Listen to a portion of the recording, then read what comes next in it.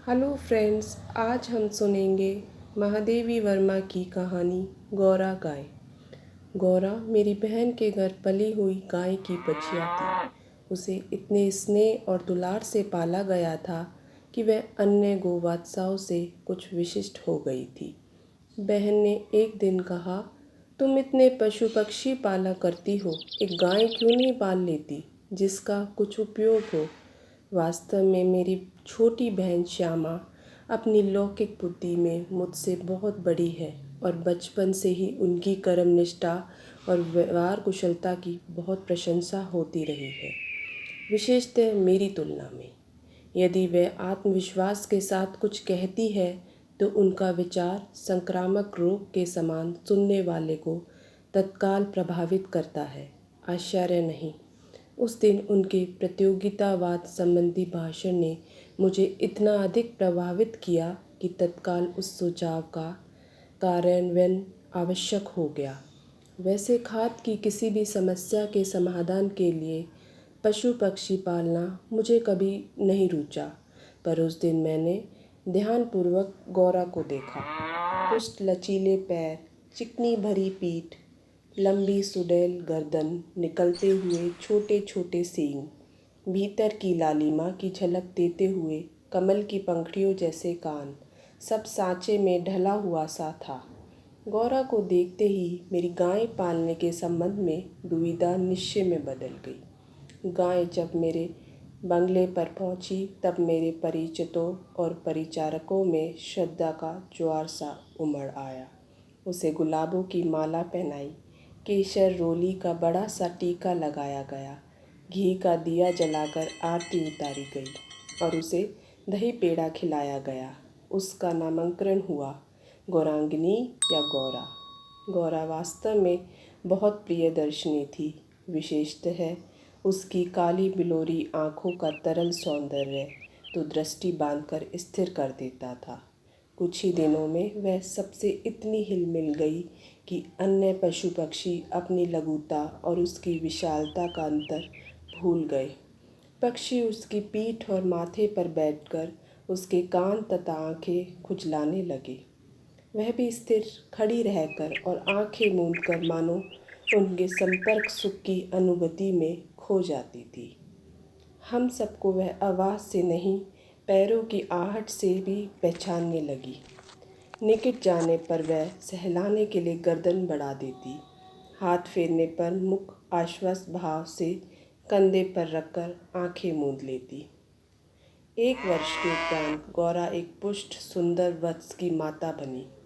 वत्स अपने लाल रंग के कारण गेरू का पुतला जान पड़ता था।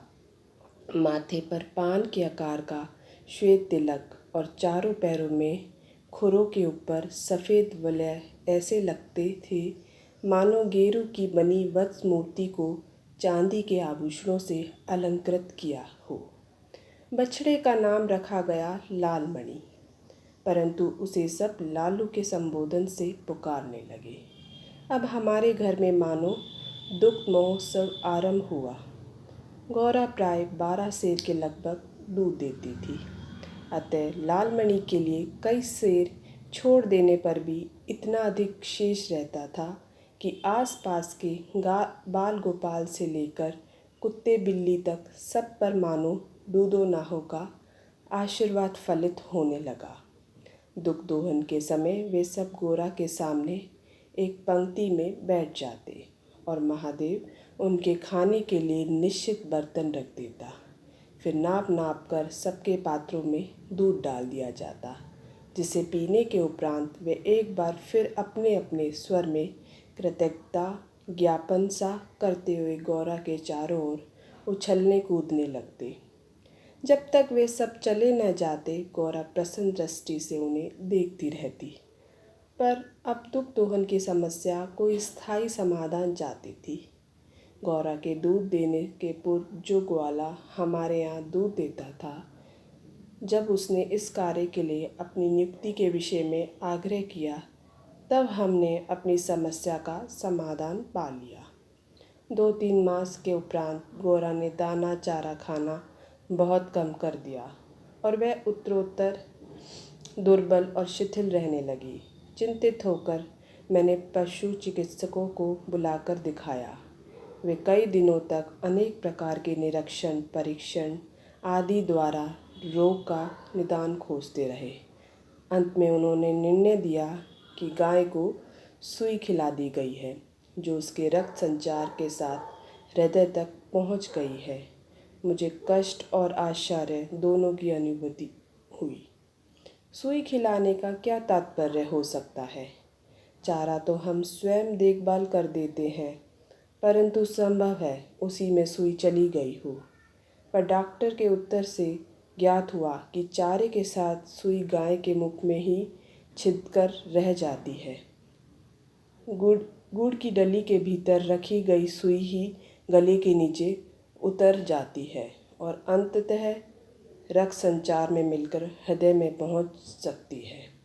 अंत में ऐसा निर्मम सत्य उद्घाटित हुआ जिसकी कल्पना भी मेरे लिए संभव नहीं थी।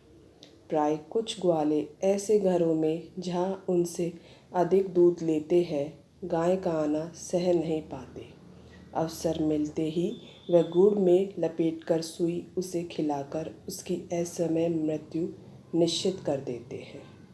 गाय के मर जाने पर उन घरों में वह पुनः दूध देने लगते हैं।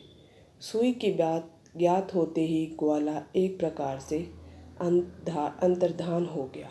अंततः संदेह का विश्वास में बदल जाना स्वाभाविक था। वैसे उसकी उपस्थिति में भी किसी कानूनी कार्रवाई के लिए आवश्यक प्रमाण जुटाना असंभव था। तब गौरा का मृत्यु से संघर्ष प्रारंभ हुआ, जिसकी स्मृति मात्र से आज भी मन सिहर उठता है। डॉक्टरों ने कहा, गाय को सेब का रस पिलाया जाए तो सुई पर कैल्शियम जम जाने और उसके न चुभने की संभावना है। अंततः नित्य कई सेर सेब का रस निकाला जाता और नली से गौरा को पिलाया जाता। लालमणि बेचारे को तो माँ की व्याधि और आसन्न मृत्यु का बोध नहीं था। उसे दूसरी गाय का दूध पिलाया जाता था, जो उसे रुचता नहीं था। वह तो अपनी माँ का दूध पीना और उससे खेलना चाहता था। अतः अवसर मिलते ही वह गौरा के पास पहुंचकर या अपना सिर मार मार उसे उठाना चाहता था या खेलने के लिए उसके चारों ओर उछल कूद कर परिक्रमा ही देता रहता। लखनऊ, कानपुर आदि नगरों से भी पशु विशेषज्ञों को बुलाया। स्थानीय पशु चिकित्सक तो दिन में 2-3 बार आते रहे, परंतु किसी ने ऐसा उपचार नहीं बताया जिससे आशा की कोई किरण मिलती। तब गौरा की सुंदर चमकीली आंखें निष्प्रभ हो चली और सेब का रस भी कंठ में रुकने लगा। तब मैंने अंत का अनुमान लगा लिया। अब मेरी एक ही इच्छा थी कि मैं उसके अंत समय उपस्थित रह सकूं। दिन में ही नहीं, रात में भी कई बार उठकर मैं उसे देखने जाती रही। अंत में एक दिन ब्रह्म मुहूर्त में 4 बजे जब मैं गौरा को देखने गई, तब जैसे ही उसने अपना मुख सदा के समान मेरे कंधे पर रखा, वैसे ही एकदम पत्थर जैसा भारी हो गया और मेरी भां पर से सरक कर धरती पर आ रहा। कदाचित सुई ने हृदय को बेधकर बंद कर दिया। अपने पालित जीव जंतुओं के पार्थिव अवशेष मैं गंगा को समर्पित करती रही हूँ। गौरांगनी को ले जाते समय मानो करुणा का समुद्र उमड़ आया, परंतु लालमणि इसे भी खेल समझ उछलता कूदता रहा। यदि दीर्घ निश्वास का शब्दों में अनुवाद हो सकता तो उसकी प्रतिध्वनि कहेगी, आह मेरा गोपालक देश।